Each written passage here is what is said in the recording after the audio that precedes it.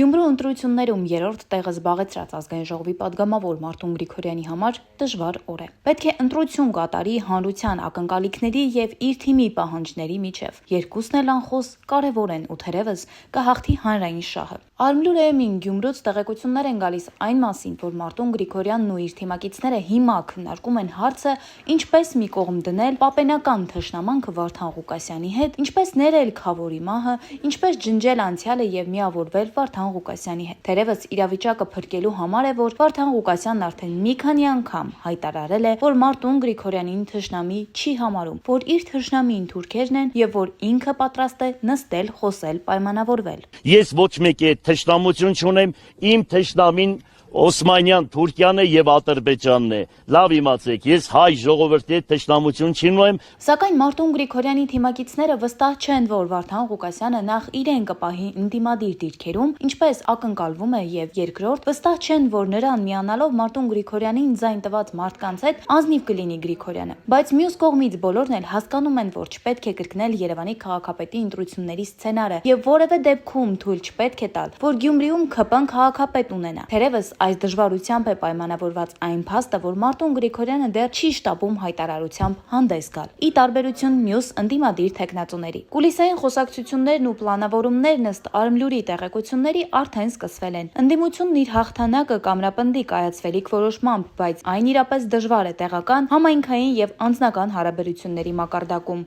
Թերևս հենց այս է պատճառը, որ Մարտուն Գրիգորյանը հանդես եկավ պարզապես մեկ տող ասելով. Սիրելի գյումրեցիներ, վերահաստատում եմ ասածս, ՔՊ-ն Գյումրիում քաղաքապետ չի ունենալու։ Դա հաստատ է։